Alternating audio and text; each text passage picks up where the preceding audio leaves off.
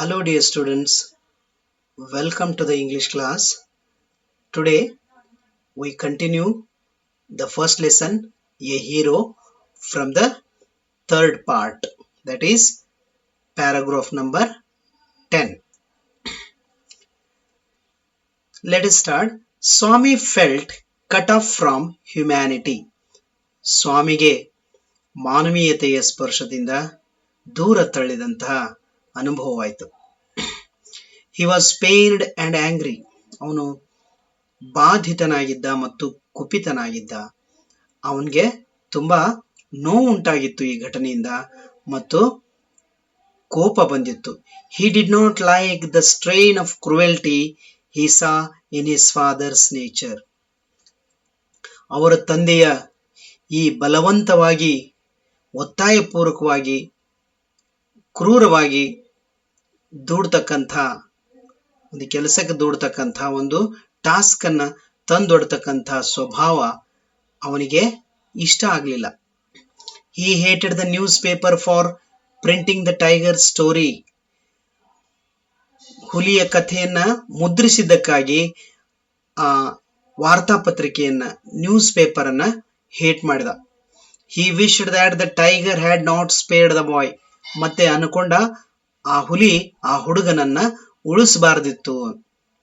Who didn't appear to be a boy after all. ಆ ಸ್ವಾಮಿಗೆ ಆ ಹುಡುಗನಂತೆ ಕಾಣಲಿಲ್ಲ, ಬಟ್ ಎ ಮಾನ್ಸ್ಟರ್, ಒಬ್ಬ ರಾಕ್ಷಸನಂತೆ ಕಂಡ. 11th paragraph. As the night advanced, ಕತ್ತಲು ಹೆಚ್ಚಾಗ್ತಿದ್ದಂತೆ, and the silence in the house deepened, ಮತ್ತು ಸ್ತಬ್ಧತೆ ಶಾಂತತೆ ಮನೆಯಲ್ಲಿ ಆವರಿಸ್ತಾ ಇದ್ದಂತೆ, his heart beat faster, ಅವನ ಹೃದಯ ಬಡಿತ ಹೆಚ್ಚಾಯಿತು. He remembered all the stories of devils and ghosts he had heard in his life. ಸ್ವಾಮಿ ತನ್ನ ಜೀವನದಲ್ಲಿ ಕೇಳಿರ್ತಕ್ಕಂಥ ಎಲ್ಲಾ ಕಥೆಗಳು, ದೆವ್ವ ಮತ್ತು ಭೂತದ ಅಥವಾ ಪಿಶಾಚಿಯ ಕಥೆಗಳು ಅವನಿಗೆ ನೆನಪಾದವು. How often his chum Mani had seen the devil in the banyan tree at his street end. ಎಷ್ಟೋ ಸಲ ಅವನ ಸ್ನೇಹಿತ ಮಣಿ ಅವರ ಓಣಿಯ ಕೊನೆಯಲ್ಲಿರ್ತಕ್ಕಂಥ ಒಂದು ಆಲದ ಮರದಲ್ಲಿ ದೆವ್ವ ನೋಡಿದ್ದನ್ನ ಹೇಳಿದ್ದ. And what about poor ಮುನಿಸ್ವಾಮಿ's father? ಮತ್ತೆ ಪಾಪ ಮುನಿಸ್ವಾಮಿಯವರ ತಂದೆಯವರ ಪರಿಸ್ಥಿತಿ ಏನಾಯ್ತು? Who spat out blood, ಅವರು ರಕ್ತ ಕಾರಿದ್ರು. Because the devil near the river's edge slapped his cheek. ನದಿಯ ಸಮೀಪದಲ್ಲಿ ಒಂದಿನ ಮುನಿಸ್ವಾಮಿಯವರ ತಂದೆಗೆ ದೆವ್ವ ಕಪಾಳಕ್ಕೆ ಹೊಡೆದಿತ್ತು. When he was returning home late one night, ಒಂದು ದಿನ ಲೇಟ್ ಆಗಿ ಮನೆಗೆ ಹಿಂತಿರುಗುವಾಗ. And so on and on his thoughts continued. ಹೀಗೆ ಅವರ ಒಂದು ಸ್ವಾಮಿಯ ಒಂದು ವಿಚಾರಗಳು ಮುಂದುವರೆದವು. He was faint with fear. ಅವ ಭಯದಿಂದ ನರಳಲಿಕ್ಕೆ ಪ್ರಾರಂಭ ಮಾಡಿದ. A ray of light from the street lamp strayed in and cast shadow on the wall. ಬೀದಿ ಬದಿಯ ದೀಪದ ಕಿರಣವೊಂದು ಮನೆಯಲ್ಲಿ ಹೊಕ್ಕು ಅದು ಗೋಡೆಯ ಮೇಲೆ ನೆರಳುಗಳನ್ನ ಬಿತ್ತರಿಸಿತ್ತು. Through the stillness, all kinds of noises reached his ears. ಆ ಸ್ತಬ್ಧತೆಯನ್ನ ಸೀಳಿಕೊಂಡು ಎಲ್ಲಾ ಬಗೆಯ ಸದ್ದುಗಳು ಸ್ವಾಮಿಯ ಕಿವಿಗೆ ಬಂದು ತಲುಪಿದವು. The ticking of the clock, ಗಡಿಯಾರದ ಟಿಕ್ ಟಿಕ್ ಸದ್ದು. Rustle of trees, ಗಿಡಗಳ ಬೀಸುವ ಸದ್ದು. Snoring sounds, ಗೊರಕೆಗಳ ಸದ್ದು.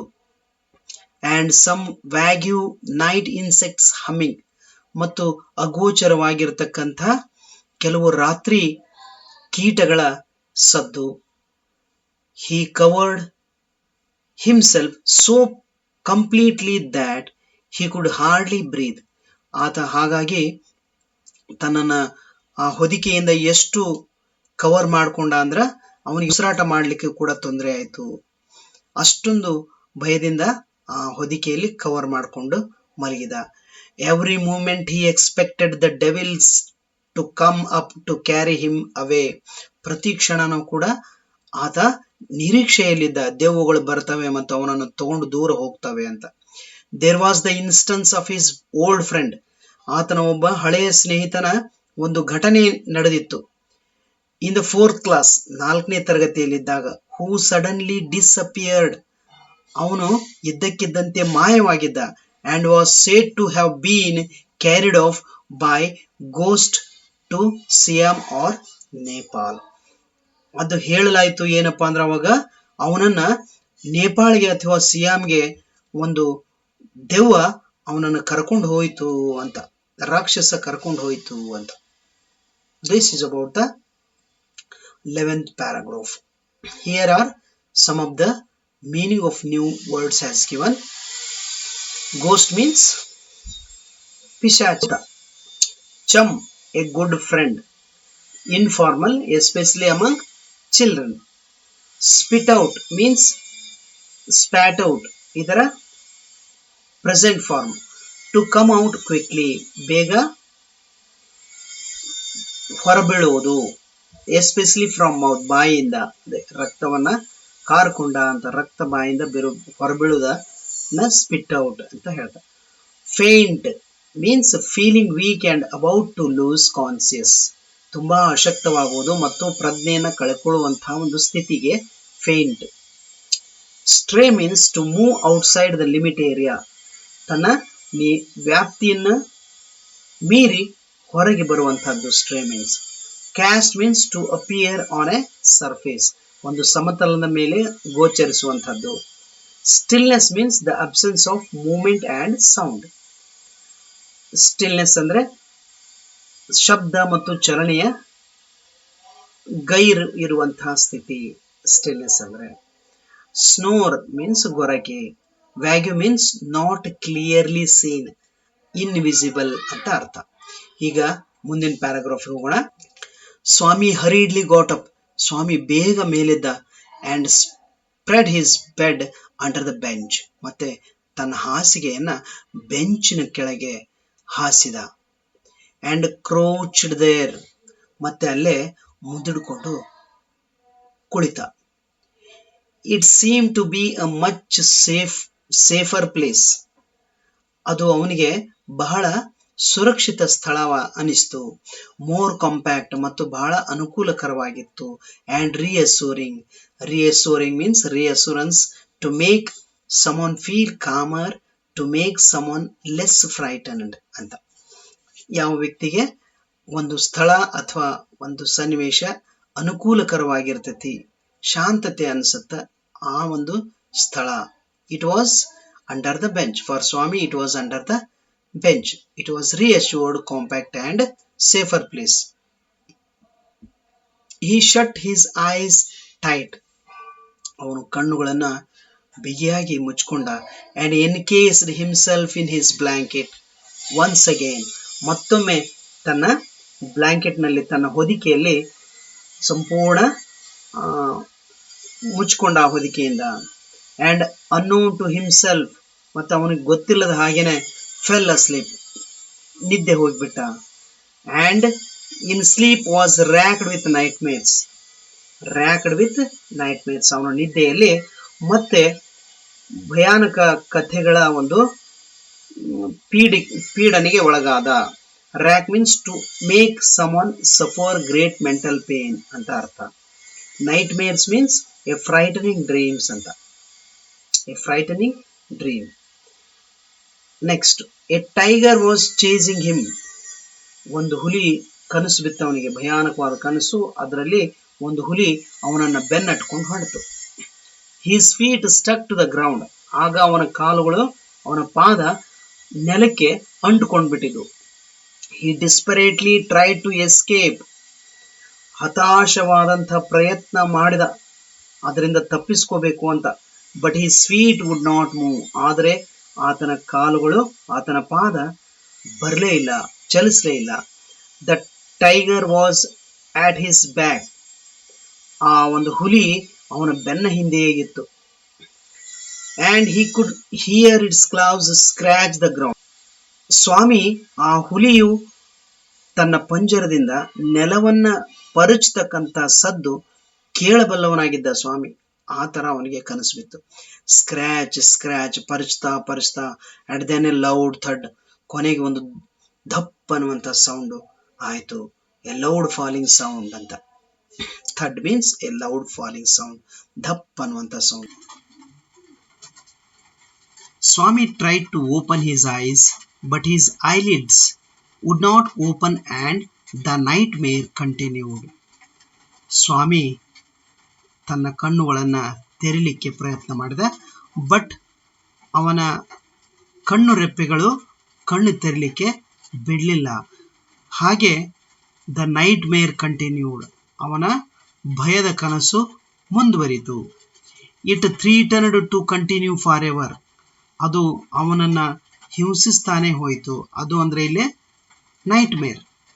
ಆ ನೈಟ್ ಮೇರ್ ರಾತ್ರಿ ಕನಸು ಅವನಿಗೆ ನಿದ್ದೆಯಲ್ಲಿ ಹಿಂಸೆಯನ್ನ ಕೊಡ್ತಾ ಹೋಯಿತು. Threaten means to cause problem for someone ಅಂತ.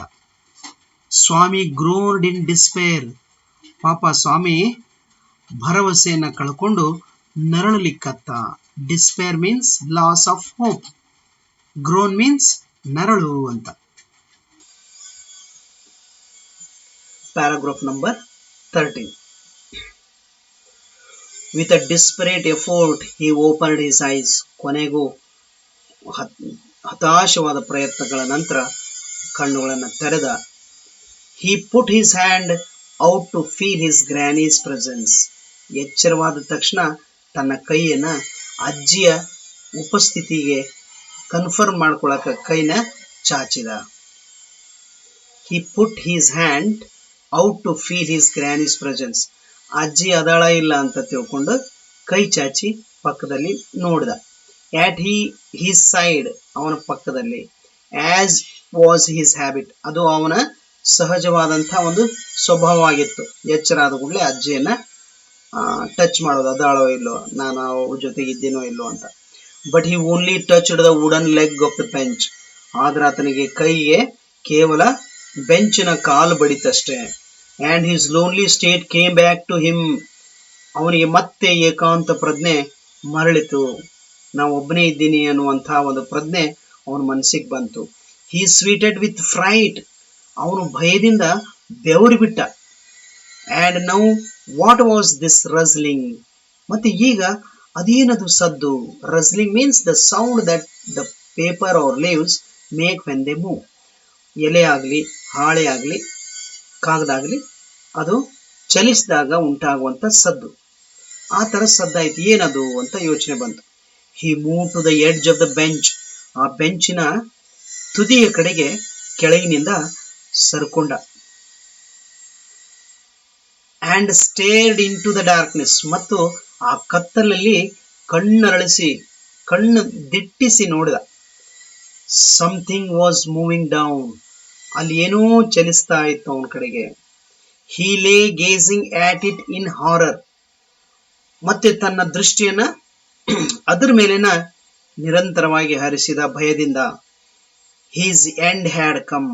ಈಗ ಅವನಿಗೆ ಕೊನೆ ಬಂದಂತಾಗಿತ್ತು. He realized that the devil would presently pull him. ಅವನಿಗೆ ಅನಿಸ್ತು ಏನಂದ್ರ ದೆವ್ವ ಅವನನ್ನ ಈಗ ಹೊರಕ್ಕೆ ಎಳೆಯುತ್ತೆ. ಔಟ್ ಅಂಡ್ ಟಿಯರ್ ಹಿಮ್, ಮತ್ತು ಅವನನ್ನ ಸೀಳಿ ಹಾಕುತ್ತೆ ಅಂತ ಅನಿಸ್ತು. And so why should he wait? ಆದ್ದರಿಂದ ಅವ ಯಾಕೆ ತಡ ಮಾಡಬೇಕು, ಯಾಕೆ ಕಾಯ್ಬೇಕು? ಆಸ್ ಇಟ್ ಕೇಮ್ ನಿಯರರ್, ಅದು ಸಮೀಪ ಬರುತ್ತಿದ್ದಂತೆ, he crawled out from under the bench. ಅವನು ಆ ಬೆಂಚಿನ ಕೆಳಗಿಂದ ಹೊರಗೆ ತೆವಳುಕೊಂಡು ಹೋದ. ಹಗ್ಡ್ ಇಟ್, ಅದನ್ನ ಗಟ್ಟಿಯಾಗಿ ತಬ್ಕೊಂಡ. ವಿತ್ ಆಲ್ ಹಿಸ್ ಮೈಟ್, ತನ್ನ ಎಲ್ಲಾ ಶಕ್ತಿಯಿಂದ. And used his teeth on it like A Martin weapon, ಮತ್ತೆ ತನ್ನ ಹಲ್ಲುಗಳನ್ನೇ ಮಾರಕಾಸ್ತ್ರವೆಂಬಂತೆ ಅದರ ಮೇಲೆ ಪ್ರಯೋಗ ಮಾಡಿದ. This is about the 13th paragraph. Well, dear students, by this the third part of the first lesson is over, and I will come back to you with another one video. Till then, bye.